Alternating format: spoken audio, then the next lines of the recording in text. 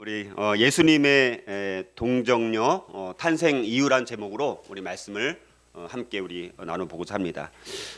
자, 여러분들 우리 구약 성경에서 우리 사람들이 제일 믿지 못하는 사건이 있다면 그게 무슨 사건일까요? 예, 뭐라고?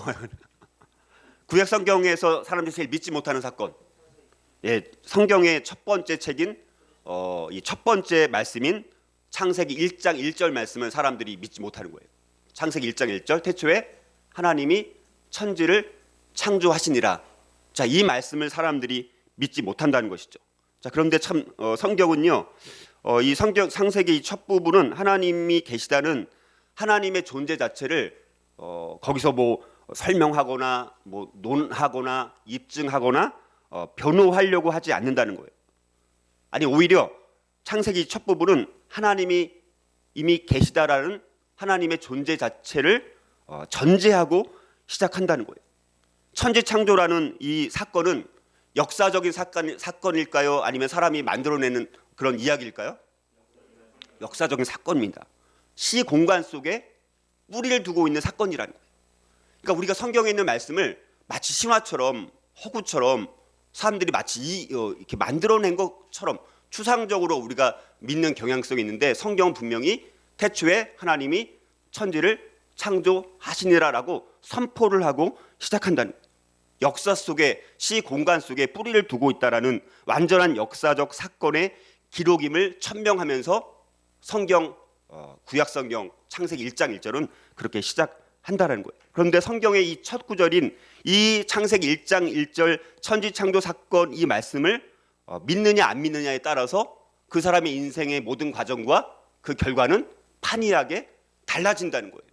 그 한 절 말씀을 믿느냐 믿지 못하느냐에 따라서 그 한 사람의 인생 전체의 모든 결과가 완전히 달라질 수 있다라는 사실이라는 것이죠.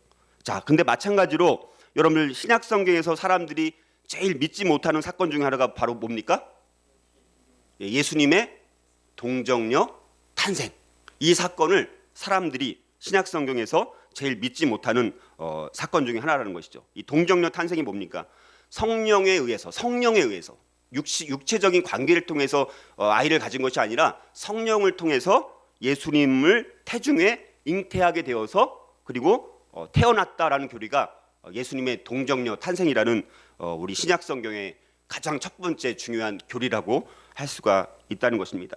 그런데 이 그리스도의 동정녀 탄생의 진리는 구약의 이 천지 창조의 진리 못지않게 매우 중요한 진리요 역사적인 사실이라는 것을 우리가 믿어야 한다는 것이죠. 그래서 이 진리, 예수님의 동정녀 탄생이라는 이 진리를 부인하면 신약 성경 그 전체를 다 부인하게 되는 결과가 나온다는 거예요. 그러니까 예수님의 동정녀 탄생이라는 것을 믿지 못하면 그 이후에 나오는 모든 신약 성경의 내용들을 결코 믿을 수가 없다라는 사실이죠. 그래서 이 진리를 부인하면 신약 성경 진리를 다 부인하는 셈이 된다는 것입니다. 그런데 오늘 말씀을 보면 이 천사가 천사는 어떤 천사죠?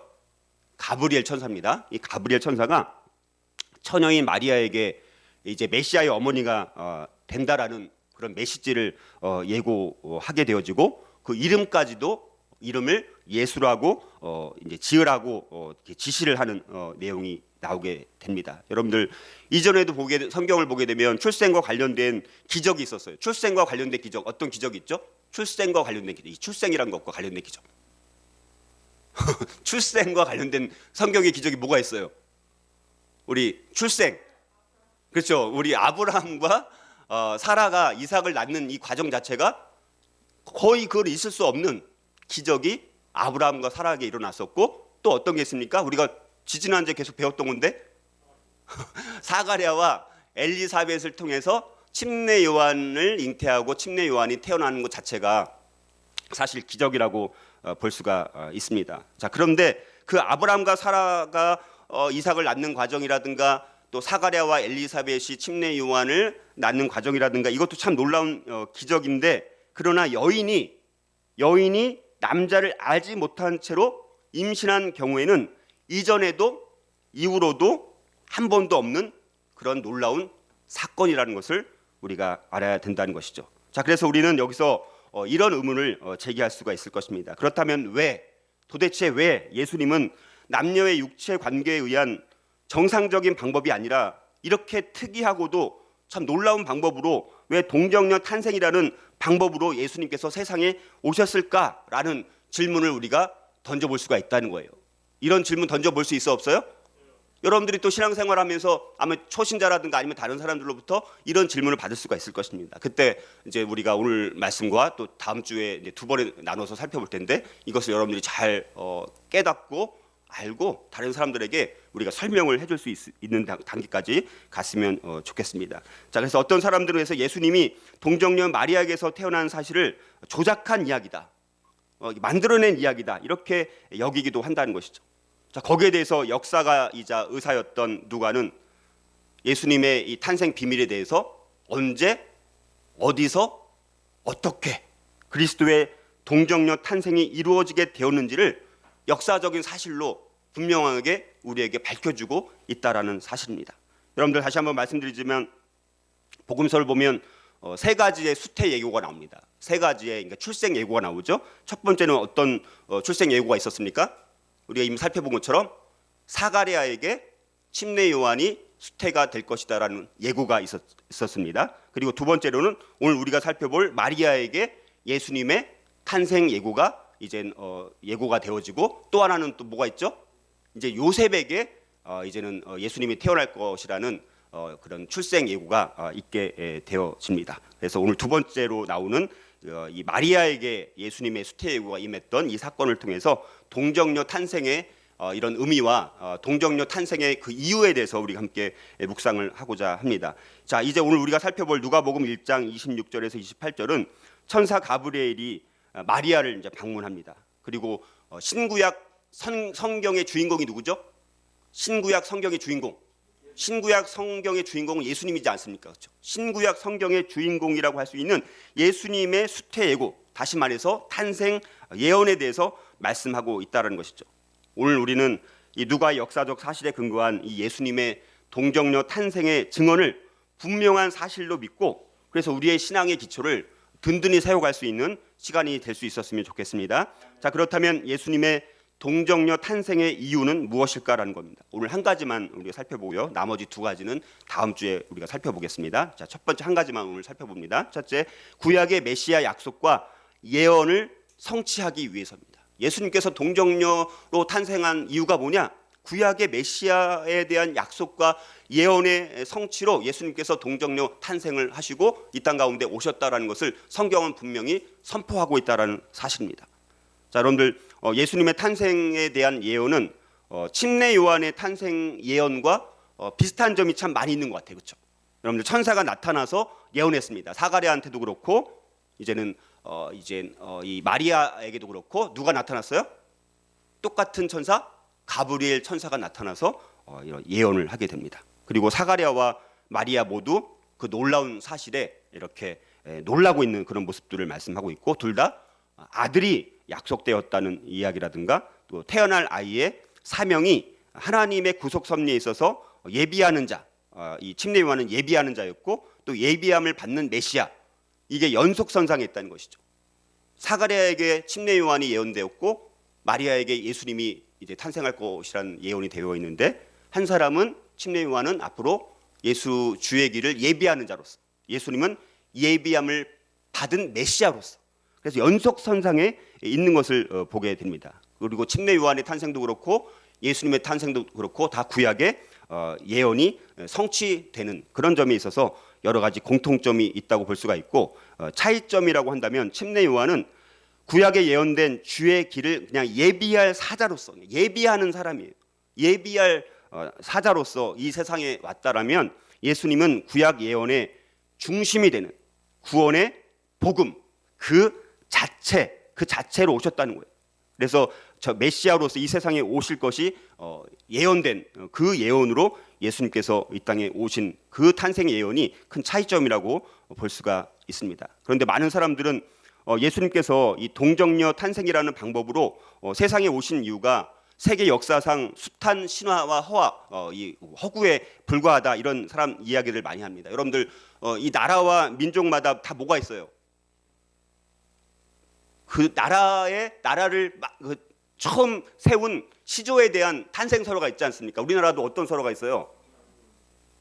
뭐 이름이 박혁꽃에 무슨 뭐 있고 뭐 아래에서 깨어나오는 이야기도 있고, 다 나라마다 민족마다 그 탄생 설화가 다 있다라는 거예요. 그러니까 예수님의 이런 동정녀 마리아 이모 탄생 예고도 그런 수많은 이 세상 나라와 역사들에 있었던 그런 신화, 탄생 설화 중에 하나가 아니냐, 이렇게 사람들이 의심을 갖고 있다는 거예요. 자, 그러나 우리가 예수님의 동정녀 탄생에는요, 하나님의 분명한 구속 섭리가 이 안에 분명히 담겨져 있다는 거예요. 필연적이라는 거예요. 예수님께서 탄생하시게 된 그 과정 자체는 필연적인 이유라는 것을 말씀을 하고, 특별히 예수님의 탄생에 대해서 이미 구약의 여러 곳에서 예언되어 있다는 사실을 우리가 볼 수 있어야 돼요. 근데 참 놀라운 것은 오늘 말씀 가운데 구약에 예언된 그 예수님의 탄생에 대한 이야기가 오늘 말씀 안에 참 많이 나와요. 오늘 본문 안에. 그래서 굉장히 중요한 그런 내용들이 오늘 본문 안에 이미 구약에 예언되었던 예수 메시아의 탄생에 대한 예언이 오늘 말씀에 다 이렇게 반복돼서 설명해주고 있는 거예요. 물론 그렇지 않은 것도 물론 몇 개는 있지만, 그래서 구약의 몇 가지 예언에 대해서만 잠깐 우리가 함께 요걸 통해서 우리가 어떤 의미가 있는지를 한번 묵상해 보고자 합니다. 자, 여러분들 메시아에 관한 최초의 예언은 어디에 기록되었을까? 이 메시아에 대한 예언이 기록된 첫 번째 그 기록은 어디 되어 있을 것 같아요? 야, 이런 거를 알면 참 우리 성도님들의 수준이 상당히. 메시아가 예언된 첫 번째 기록이 어디죠? 창세기 3장 15절이에요. 창세기 3장 15절. 원시복음이라고 하잖아요. 그렇죠? 들어보셨나요? 원시복음이 어디라고요? 창세기 3장 15절. 이 원시복음입니다. 거기 뭐라고 말씀합니까? 내가 너로 여자와 원수가 되게 하고 내 후손도 여자의 후손과 원수가 되게 하리니 여자의 후손은 내 머리를, 사탄의 머리를 상하게 할 것이요 너는 그의 발꿈치를 상하게 할 것이라, 이렇게 말씀하고 있습니다. 거기 보니까 뭘로 나온다고 했어요? 메시아가 여자의 후손으로. 여자의 후손. 그러니까 우리 적용하면 이제 마리아에게 나오는 것이죠. 자, 그래서 메시아가 여기서 창세기 3장 15절 말씀은 메시아가 그냥 단순히 영적인 존재로만 오는 것이 아니라 인간의 육체를 입고 오신다는 것을 분명히 말씀하고 있다는 거예요. 이미 그 창세기 3장 15절 원시복음 안에 메시아가 탄생할 것이라는 것이 예언되어 있었다는 사실이에요. 그러니까 여러분들 성경을 볼 때요, 특별히 구약 말씀을 볼 때마다 얼마나 많이 메시아가 탄생할 것이라는 수많은 예언들이 엄청나게 많이 나와 있습니다. 오늘 그걸 다 살펴볼 수는 없어요. 몇 가지만 살펴보는데 오늘 본문 안에 그런 내용들이 이미 나와 있는 것들 위주로만 살펴보는 거예요. 근데 오늘 말씀드리지 않는 것도 엄청나게 너무너무 많다는 거예요. 그러니까 우리가 믿는 사람들이, 그리스도인들이 그런 구약의 예언들이 예수님이 할 거라는 예언된 그 말씀들이 진짜 이루어진 것들을, 그거를 우리가 정말 역사적인 사실에 기초해서 우리가 믿을 수 있어야 한다라는 사실입니다. 자, 두 번째로 우리가 살펴본 것은, 여러분들 우리 엘리사벳이 침례 요한을 수태를 했어요. 거기까지 살펴봤어요. 그렇죠? 엘리사벳이 누구를 지금 잉태한 겁니까? 침례 요한을 잉태한 상황이에요. 그리고 나서 이제 몇 개월이 지났냐면 6개월이라는 시간이 지났어요. 상당히 많이 이제 지난 거예요. 마리아는 아직까지는 이 사실을 이제 모르는 거예요. 천사가 와서 이제 설명을 해주니까 이제 39절에 보니까 이제는 이 소식을 듣고 마리아가 어디로 달려가요? 이제는 그 엘리사벳이 임신한 지 6개월 됐다고 하니까 놀래서 천사가 자기한테 나타냈는데, 그러니까 놀래가지고 그 얘기를 듣고 이제 엘리사벳한테로 달려가는 거예요. 자, 그래서 6개월이 됐습니다. 그래서 이젠 6개월째 되는 달에 천사 가브리엘이 하나님의 명을 받아가지고 갈릴리 나사렛 동네를 찾아왔다는 거예요. 그래서 1장 26절은 이렇게 말씀합니다. 같이 한번 읽어보겠습니다. 26절을. 자, 시작. 여섯째 달에 천사 가브리엘이 하나님의 보내심을 받아 갈릴리 나사렛이란 동네에 가서, 여기 보니까 어떤 동네입니까? 갈릴리 나사렛. 자, 갈릴리 나사렛이란 곳이 어떤 곳입니까? 갈릴리 나사렛. 여러분, 갈릴리 지방은 원래 이스라엘 지파 중에서 납달리 지파랑 스불론 지파가 지금 이스라엘의 북쪽 사해 바다 중심, 갈릴리 바다 중심에 있는 그곳을 갈릴리라고 해요. 거기 옛날 12지파가 땅 분배 받았을 때 거기에 이제 이 납달리 지파와 스불론 지파가 그 갈릴리 지역에 이제는 땅을 이제 할당을 받았던 지파입니다. 굉장히 약한 지파들이었어요. 그래서 그 갈릴리라는 지역은 이스라엘의 최북방 지역입니다. 이 변경 이 변경지대입니다. 거기다가 이 갈릴리 뭐라고 또 말씀합니까? 갈릴리가 아니에요. 그냥 갈릴리 나사렛이라고 이야기를 합니다. 여러분, 이 나사렛이라는 지명은요, 구약 성경에서 단 한 번도 언급된 적이 없는 그런 지역입니다. 야, 여러분들, 구약 성경에서 한 번도 언급된 적이 없는 지역이라면 별 볼 일 있는 지역이에요? 별 볼 일 없는 지역입니까? 완전히 별 볼 일 없는 그런 저 시골 동네, 시골 중에서도 저 산골 동네, 아주 저 한 사람도 거의 사람도 별로 없는 그 한적한 그런 시골 동네, 산골 동네, 자, 그런 곳이었다라는 거예요. 자, 그런데 하나님께서 이렇게 정말 별 볼 일 없는, 정말 미미하게 짝이 없는 이런 갈릴리 나사렛을, 근데 갈릴리 나사렛에서 태어났나요? 예수는 어디서 태어났어요? 예, 베들레헴에서 태어났어요. 태어난 곳은 또 베들레헴이에요. 그러니까 되게 헷갈립니다. 그러니까 예수님의 성장지가 어디라는 거예요? 그러니까 예수님이 태어난 곳은 베들레헴이고 예수님이 성장하셨던 곳, 그곳이 바로 갈릴리 나사렛이라는 저 산골 시골 동네에서 예수님께서 성장을 하셨다라는 사실입니다. 그런데 하나님께서 그런데 놀라운 것은 그렇게 별 볼 일 없고 미미하게 짝이 없는 그 갈릴리 나사렛을 메시아의 성장지로 택하신 이유가 있다는 거예요. 구약에서 이미 그거는 약속되었기 때문에. 그러니까 예수님이 어디서 태어나고 어디서 자라시는지 이런 모든 것들이 구약에 다 예언되어 있었다라는, 그것을 그대로 성취하신 분이 누구라고요? 예수님이라는 거예요. 자, 그래서 하나님은 이사야를 통해서 약속하신 바가 있어요. 이사야 9장 1절에 보니까 이렇게 말씀합니다. 전에 고통받던 자들에게는 흑암이 없으리로다. 옛적에는 여호와께서 스불론 땅과 납달리 땅에, 스불론 땅과 납달리 땅이 어디라고요? 갈릴리라는 거예요. 자, 스불론 땅과 납달리 땅에 멸시를 당하게 하셨더니, 옛날에는 그 스불론 땅과 납달리 땅이 멸시를 받게 했었는데 후에는 해변길과 요단 저쪽 이방의 갈릴리를 영화롭게 하셨느니라. 갈릴리를 나중에는 어떻게 했다고요? 영화롭게 하셨다라고 말씀을 하고 있습니다. 그러니까 하나님은 구약에서 말씀하신 그 약속대로, 그 예언대로 바로 많은 이스라엘 사람들로부터 이방의 땅, 갈릴리 땅, 이 납달리와 스불론 땅은 이방의 땅이라고 불리는 거예요. 이스라엘 사람들조차도 갈릴리 사람들 향해서 뭐라고 불렀어요? 저 시골뜨기들, 거의 이방 사람들밖에 못 되는 존재들, 이렇게 여겼다라는 거예요. 근데 바로 거기 이방인의 땅이라고 멸시받는 갈릴리, 그것도 시골 저 구석 한적한 나사렛을 예수님의 성장지로, 그리고 또 선교의 본거지로 택하셨다라는 것은 하나님께서 이사야 선지자를 통해서 이미 약속하신 대로 그것을 구약의 예언을 이루시기 위해서 예수님께서 나사렛이란 동네에서 자라셨다는 것을 우리 가운데 말씀하고 있습니다. 사람들은 약속을 잊습니다. 사람들은요, 1시간 전에 한 약속도 잊어버려요. 근데 우리 하나님은요, 절대 약속한 바를 어기는 적이 하나도 없으신 분이 바로 그분이고, 그 약속을 이루시기 위해서 예수님께서 나사렛이란 동네에서 자라게 하셨다라는 것입니다. 여러분들, 예수님의 또 탄생이 예언된 것은요, 여러분들 지금 이 마리아가 사는 동네는 어디라고요? 갈릴리 나사렛. 자, 여러분들, 그런데 진짜 유대인들에게 중요한 장소는 어디예요? 예루살렘입니다. 여기는 어느 지방이에요? 갈릴리 지방이 아니라 이 이스라엘 땅의 남쪽의 중요한 지역이 어디예요? 유대 땅이에요. 유대 지방. 야, 유대 지방. 자, 그래서 예루살렘이라는 곳은 유대 지방에 있었습니다.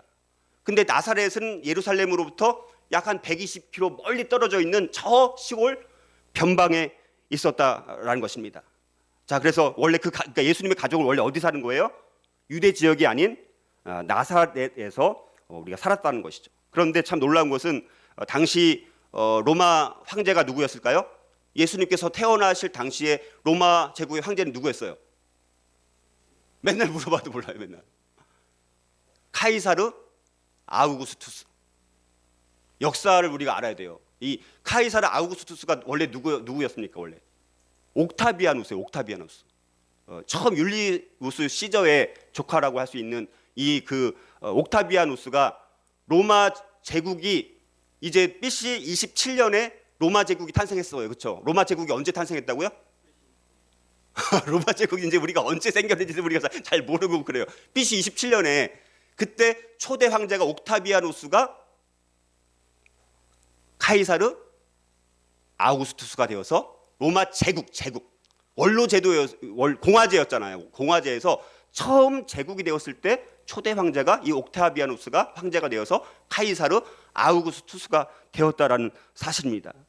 여러분들 근데 참 놀라운 것은요, 예수님이 아까 말씀드렸던 것처럼 이 카이사르 아우구스투스가 근데 칙령을 내리게 됩니다. 그래서 사람들한테 이제 호적을 이제 사람들 인구 뭐 조사를 하고 이런 걸 함으로 인해서 이제는 이 마리아와 요셉이 어디로 가야 돼요. 그래서 이제 이 베들레헴을 방문하게 돼요. 그래서 거기서 또 예수님이 태어나게 돼요. 근데 놀라운 것은요, 여러분들 이 베들레헴의 탄생에 대한 것이 이미 구약에서 이미 또 예언된 바가 있습니다. 미가서 5장 2절에 보니까 베들레헴 에브라다야 너는 유다 족속 중에 작을지라도 이스라엘을 다스릴 자가 내게로 나올 것이라. 그의 근본은 상고의 영혼에 있느니라. 이렇게 이제 말씀하고 있습니다. 그러니까 베들레헴 탄생은요, 구약 미가서 5장 2절의 예언의 내용을 성취한 놀라운 사건이었다라는 것이죠. 여러분들 더 놀라운 것은요, 아까 제가 말씀드렸다시피 당시 로마 제국의 황제가 누구였습니까? 아우구스투스, 카이사르 아우구스투스였어요. 근데 그 당시 유명한 우리 이 그리스 신화의 대표적인 이 작가가 누구죠? 호모. 일리아드 오디세이아를 썼잖아요. 호모. 그럼 라틴 문학, 로마 제국이 썼던 언어가 라틴어잖아요. 라틴 문학의 그럼 대부라고 하면 누굴까요? 베르길리우스라는 사람이에요. 그러니까 그리스 로마 신화의 그 최고의 그 문학가는 호모라면 라틴 문학의 최고봉은 누구라고요? 베르길리우스가 아이네이아드라는 책을 씁니다. 그게 이제 그리스 일리아드 오디세이에 비견할 수 있는 라틴 문학의 가장 오래된 최고봉의 문학이 뭐라고요? 아이네이아드예요. 근데 이 베르길리우스가 아이네이아드를 쓴 것은 뭐냐면 이 옥타비아누스가 당시 세상에 많은 혼란과 어려움이 있는데 이제는 이 옥타비아누스가 당시도 많은 이 라틴 이 전설 안에도 많은 예언이 있었겠죠. 그 예언의 성취자로 이 세상을 평화롭게 하고 이 세상을 구원할 자가 바로 이 옥타비아누스고 카이사르 아우구스투스가 세상을 구원할 자다. 이렇게 이야기할 때 근데 진짜 이 세상의 구원자로 누가 오신 거예요? 예수님이 오셨어요. 어느 로마 제국의 황제 때? 카이사르 아우구스투스 황제 때. 세상은 그 황제가 이 세상을 평화롭게 하고 이 세상을 구원할 자라고 이야기하고 있는 그때 성경은 진짜 우리 인간을 구원할 메시아로 예수님께서 베들레헴에 태어나셨다라는 것을 말씀을 하고 있는데 또 구약의 미가서 5장 2절에서 이 베들레헴에서 인류를 구원할 그 메시아가 나올 거라는 것이 이미 예언돼 있었고 그 예언의 성취로 예수님께서 베들레헴에서 태어나셨다는 거예요. 이것은 나중에 좀 베들레헴 탄생에 대해서 이야기할 때 그때 좀 더 살펴보기로 하고, 자 예수님의 탄생이 또 구약에 예언된 것 중에 하나는 이제 또 우리가 살펴볼 것은 천사의 방문의 대상은 누구로 나와 있냐면 이제는 다윗의 자손 요셉과 약혼한 한 처녀, 그게 누구라고 이름이 마리아라고 말씀합니다. 27절 한번 같이 읽어보겠습니다. 27절 자, 시작. 다윗의 자손 요셉이라 하는 사람과 약혼한 처녀에게 이르니 그 처녀의 이름은 마리아라. 여기 보니까 누가가 이 요셉이 이제 마리아의 남편이죠. 약혼만 했어요. 아직 약혼만 한 관계입니다. 이제 누가가 요셉이 다윗 가문의 출신이라는 것을 여기서 분명히 밝히고 있다는 거예요. 그러니까 메시아가 누구의 자손으로 온다는 거예요? 다윗의 자손으로 오실 것이라는 것이 구약에 예언되어 있었어요? 안 되어 있었어요? 이거는 아주 엄청나게 많이 되어 있었어요. 다윗의 자손, 메시아는 분명히 다윗의 자손에게로부터 태어나게 될 것이다라고 구약의 수많은 곳에서 이미 예언된 바가 있다라는 거예요. 그래서 그 예수님이 바로 다윗의 자손으로 메시아로 오신 분이다라는 것을 여기 보여주기 위해서 이렇게 기록하고 있고, 그래서 이사야 11장 1절에도 보니까 이새의 줄기에서 한 싹이 나며 그 뿌리에서 한 가지가 나서 결실할 것이다라고 이미 예언되어 있는 구약의 이런 예언된 바대로 다윗의 후손으로 메시아로 예수님께서 오셨다라는 것을 우리는 확인할 수가 있다라는 거예요. 자, 그러니까 이제 천사 가브리엘이 마리아에게 들어가서 인사를 하죠. 28절에 보니까 그에게 들어가 이르되 은혜를 받은 자여. 이제는 천사가 이제 마리아한테 가가지고 이렇게 말합니다. 은혜를 받은 자여 평안할지어다 주께서 너와 함께 하시도다 하니 이렇게 말씀하고 있습니다. 은혜를 받은 자여. 이건 무슨 말이냐면 은혜를 받은 자여라고 천사가 마리아한테 이야기했다는 것은 이 하나님의 역사가 이미 시작되었다는 거예요. 하나님의 역사가 이미 시작되었고 마리아는 이제 은혜 가운데 있는 것이다. 하나님의 은혜 가운데 있는 것이다. 야, 우리에게 만약에 천사가 나타나가지고 우리한테 은혜를 받은 자여 평안할지어다 이렇게 만약에 우리가 듣는다면 이건 엄청난 말씀이라는 거예요. 이제 하나님의 역사가 너를 통해서 시작이 되었고 너가 이제 하나님의 은혜 가운데 있게 되었다. 참 놀라운 말씀이 선포가 됩니다. 그랬더니 마리아가 이제 놀라죠. 29절에 보니까 처녀가 그 말을 듣고 놀라. 이런 인사가 어찌함인가 생각하매. 여기 보면 생각하매. 단순히 초자연적인 천사가 나타나가지고 깜짝 놀란 그런 걸로 끝나는 것이 아니라 이 마리아 입장에서는 자신에게 천사가 말한 그 말씀이 너무나 과분한 말씀이라고 느꼈던 것이고 이 말씀이 무엇일까? 그 말을 음미하면서 참된 의미가 무엇일까? 아마 깊이 있게 생각했을 것입니다. 그러니까 천사 가브리엘이 마리아를 안심시키면서 마리아가 진짜 하나님의 크고 특별한 은혜를 받은 자라고 일러주게 되어지죠. 그래서 30절은 이렇게 말씀합니다. 천사가 이르되 마리아여 무서워하지 말라. 내가 하나님께 은혜를 입었느니라. 또 하나님께 은혜를 입었다라고 또 이야기를 하고 있습니다. 이것은 무슨 말이냐면 하나님 편에서 볼 때, 하나님의 기준에서 볼 때 이제는 마리아에게 하나님 인간의 어떤 자격이 있어서 어떤 특별한 것이 있어서가 아니라 은혜를 받을 만한 조건이 하나도 없음에도 불구하고 하나님 편에서 하나님의 기준에서 어떤 호의를 베푸신다라는 것을 이 말씀을 하고 있는 것을 보게 됩니다. 자, 이제 또 천사가 또 마리아가 또 잉태해서 아들을 낳을 것을 예고하면서 그 이름을 또 예수라고 이제 지을 것을 이야기하고 있는 것을 보게 됩니다. 31절을 같이 한번 읽어볼까요? 31절. 자, 31절 같이 한번 읽어보겠습니다. 시작. 보라, 내가 잉태하여 아들을 낳으리니 그 이름을 예수라 하라. 이렇게 이제 말씀하고 있습니다. 자, 이 말씀은 이 예수님의 이 동정녀 탄생에 대한 아주 중요한 이 구속 섭리가 이 안에 담겨져 있는 것을 우리가 이제 볼 수가 있는데요. 자, 여기서 놀라운 것은 그냥 아기를 태어나게 하는 것 그거는 그건 당연할 수 있어. 중요한 거 뭡니까? 처녀의 몸에서 잉태된다는 점이 참 특별한 점입니다. 그런데 이것을 이사야 7장 14절에 보면 메시아가 처녀의 몸으로 오실 것이라고 또 예언되어 있어요. 이미 처녀로 예수님께서 메시아가 태어나게 될 것이라는 것이 이미 또 예언되어 있다는 거예요. 이사야 7장 14절은 이렇게 말씀합니다. 그러므로 주께서 친히 징조를 너희에게 주실 것이라. 보라, 처녀가 잉태하여 아들을 낳을 것이요. 처녀가 잉태하여 아들을 낳을 것이요. 이렇게 분명히 예언하고 있는 것을 보게 됩니다. 이렇게 이사야는 메시아가 처녀의 몸에서 날 것이다라는 것을 분명히 예언한 바가 있고 또 누가도 그러니까 이 마리아가 그냥 여인이 아니라 뭐라고 분명히 밝히고 있습니까? 27절에서 뭐라고 밝혔어요? 처녀라고 분명히 밝히고 있다는 거예요. 이 마리아가 처녀였다는 것을 분명히 밝히고 있다는 거예요. 여기서 처녀라는 것은 보통 10대를 말합니다. 그래서 유대인 소녀들은 몇 살이 되면 결혼할 수 있었을까요? 옛날에는요, 굉장히 일찍 결혼했어요. 원래 유대인들은 몇 살이 되면 성인식을 합니까?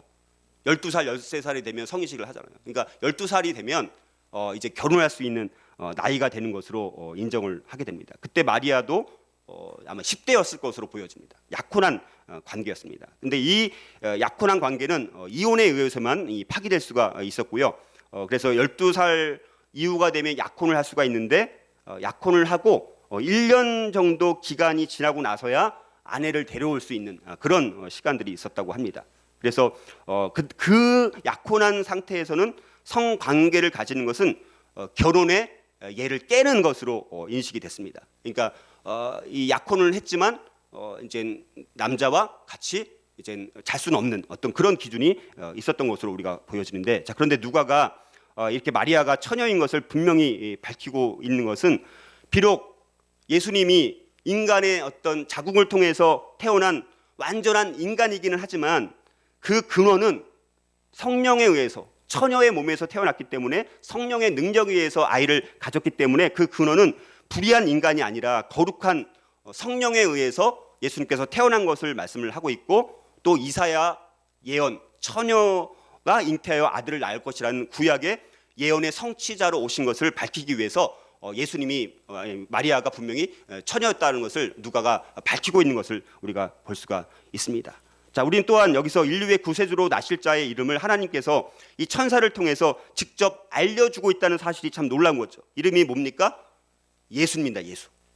여러분들, 이 예수의 히브리식 이름은 뭘까요? 예수가 히브리어로 말하면 제가 말씀드렸었죠. 예수가 히브리어로 말하면 뭐예요? 여호수아예요. 여호수아. 하나님이 구원하신다는 뜻입니다. 예수라는 이름이 뭐라고요? 하나님이 여호와가 구원하신다라는 이름을 갖고 있다는 거예요. 그런데 이 마리아가 낳을 아들의 이름을 바로 여호수아의 이름을 갖고 있는 예수라는 이름을 지어서 이젠 이 성령으로 잉태되어지는 메시아이신 이 예수님이 우리 인류를 구원하실 자로 오신다라는 것을 분명히 밝히고 있는 것이고, 예수님께서 정말 우리를 구원하시기 위해서 동정녀 탄생을 하셨을 뿐만 아니라 예수님께서 이 땅에서 사시면서 완전히 의로운 삶을 사셨고 또 십자가에서 죽으셔서 우리의 죄를 대속해 주셨다는 이것을 예수님께서 구약의 예언도 성취하셨을 뿐만 아니라 신약에 나오는 여러 가지 예언의 말씀들을 다 이루신 분이 또 누굽니까? 예수님이시고, 그 예수님께서 이제 진짜 마지막 남은 예언이 또 뭡니까? 재림하신다는 예언이에요. 예수님이 재림하신다는 예언. 어떻게 보면 예수님이 재림하신다는 이 예언만 거의 지금 이루어지지 않은 거예요. 그 모든 것들은 다 이미 다 예언들이 거의 완벽하게 다 이루어졌어요. 이제 예수님의 재림만 이루어지면 예수님의 모든 관련된 예언들이 다 이루어지는 것인 거예요. 그래서 우리가 이것을 알면 예수님의 재림에 대한 더 분명한 우리가 믿음을 가지고 그분이 이제 마지막 남은 이 예언이 이루어지기를 소망하는 사람들이 진짜 하나님의 백성들이고 그런 사람들이 진짜 그리스도인이라는 사실을 우리가 기억을 해야 된다는 것이죠. 자, 그러면서 이제 32절에 보니까 그가 그래서 큰 자가 되고 지극히 높으신 이의 아들이라 일컬어질 것이요. 그가 이거는 아직 된 거예요, 안 된 거예요? 이건 아직 안 된 건데 이미 이거는 될 거라는 것을 말씀을 하는 거예요. 근데 이 말씀도 나중에 다 이루어집니까? 안 이루어집니까? 다 이루어지는 거예요. 예수님의 위대하심을 말씀하고 있어요. 어떤 누구와도 비교할 수 없는 예수님의 위대하심을 말씀을 하고 있고, 그분은 큰 자라는 사실을 지금 선포하고 단언하고 있고, 절대적인 하나님의 의지를 가지고 그는 큰 자가 될 것이다라는 것을 말씀을 하고 있으면서 지극히 높으신 이의 아들이라 일컬어지게 될 것이다. 물론 마리아의 인간의 몸을 통해서 이 땅에 예수님께서 오시지만, 그러나 실제로는 예수님은 어떤 분이라는 거예요?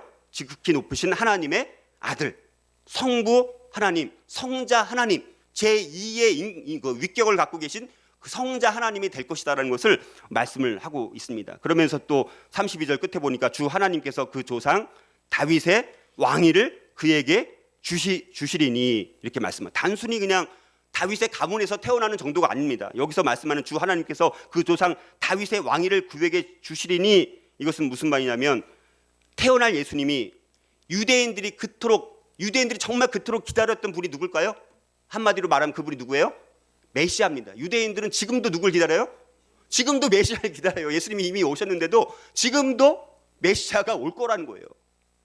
근데 진짜 유대인들이 그토록 대망했던 바로 그 메시아가 바로 예수님이라는 것을 성경은 정말 계속해서 분명히 밝히고 있는 것을 보게 되어지고, 또 태어날 그가 다윗의 뒤를 이어서 왕이 되어서 영원히 그의 나라를 통치하실 것이다라고 33절에 보면 이렇게 말씀합니다. 영원히 야곱의 집을 왕으로 다스릴 것이며 그 나라가 무궁하리라. 여기 보면 영원히 야곱의 집이라는 것은 그냥 이스라엘 사람들 말하는 것이 아니라 영적인 이스라엘. 그러니까 저와 여러분들도 포함이 돼야 안 돼요? 저와 여러분들 포함이 되는 거예요. 영적 이스라엘. 그리스도를 믿는 모든 성도들. 영적으로 예수님께서 어떤 분이 된다는 거예요? 만왕의 왕으로 오신다는 거예요. 지금도 예수님은 만왕의 왕으로 하나님 우편에 앉아 계시면서 온 우주 만물을 통치하시는 만왕의 왕, 만주의 주로 예수님은 지금도 통치하고 계시고, 그분은 정말 완전한 왕으로 이 땅 가운데 분명히 오실 것이라고 성경은 분명히 예언되어 있다라는 거예요. 그래서 하나님 나라의 영원한 통치자가 이 메시아가 될 것, 그리스도의 통치의 영원성과 무한성을 여기서 말씀하고 있는 것을 보게 됩니다. 자, 그래서 마지막으로 우리 35절에 보면 또 이렇게 또 다시 반복해서 이러므로 나실 바 거룩한 이는 누구의 아들이라? 하나님의 아들이라 일컬어지리라. 나실 바 거룩한 이는, 예수님은, 메시아는 하나님의 아들이라 일컬어지리라. 이거는 신적 수동태라는 말이에요. 신적인 수동태. 이거 무슨 말이냐면 태어날 아이가 하나님에 의해서 하나님의 아들이라고 일컬어지게 될 것이다라고 이야기를 하고 있는 거예요. 이 세상에 오실 예수님은 다시 말해서 성부 하나님의 모든 능력과 모든 권세를 소유하신 분이라는 거예요. 철저히 하나님의 아버지와 함께 한다는 것을 말씀하고 있습니다. 그런데 여러분들, 하나님의 아들이라는 것이 신약성경에도 나오는데 예수님 스스로가 근데 자기 자신을 하나님이라고 말한 적은 없습니다. 근데 우리가 보게 되면 예수님이 칭례받으실 때 또 우리 변화산 사건에서 하나님께서 하나님의 아들이라고 예수님을 그렇게 명명한 적이 있었고, 베드로나 심지어 귀신들, 아니 이방인 백부장들이 예수님을 향해서 뭐라고 말했습니까? 하나님의 아들이라고 말하고 있는 것을 우리가 보게 됩니다. 자, 이렇게 예수님은 예언 말씀 문자 그대로 다 완벽하게 우리 가운데 태어나신 것을 우리가 보게 됩니다. 자, 오늘 말씀의 첫 번째 말씀에 이제 결론을 맺고자 합니다. 여러분들, 예수님의 동정녀 탄생의 이유는 우리가 살펴본 것처럼 구약의 메시아에 대한 약속과 예언을 성취하기 위해서 동정녀 탄생을 하셨다라는 것을 말씀을 하고 있습니다. 오늘 살펴보지 못한 엄청나게 구약의 많은 구약의 예언, 그 예언들 가운데서도 예수님께서 메시아로 태어나실 것이라는 것을 말씀하셨고, 그 예언의 성취, 수많은 구약의 예언의 성취자로 예수님께서 오셨다라는 것을 성경은 말씀하고 있습니다. 자, 그러면 한 마지막 질문은 도대체 왜 예수님께서는 이러한 구약의 약속과 예언을 성취하셔야만 했을까라는 것입니다. 왜 예수님께서는 이런 구약의 수많은 예언들을 성취하셔야 했을까? 그것은 뭡니까? 창세 전부터 하나님께서는 인간을 향한 구속 계획을 창세 전부터 갖고 계셨어요. 영원 전부터 갖고 계셨습니다. 하나님이 인간을 향한 창세 전부터 작정된 하나님의 구속 계획이 창조로부터 시작을 해서 이제 예수님께서 탄생하는 그 시간까지 1점에 한 점의 오차도 없이 완벽하게 인간을 향한 하나님의 사랑과 신실하심에 근거해서 인간을 구속하기 위한 하나님의 일하심이 창세기부터 해서 지금까지 예수님의 탄생까지 끝까지 끊임없이 한 줄기를 타고 이어져 내려왔다라는 것을 분명히 밝히고 있다는 거예요.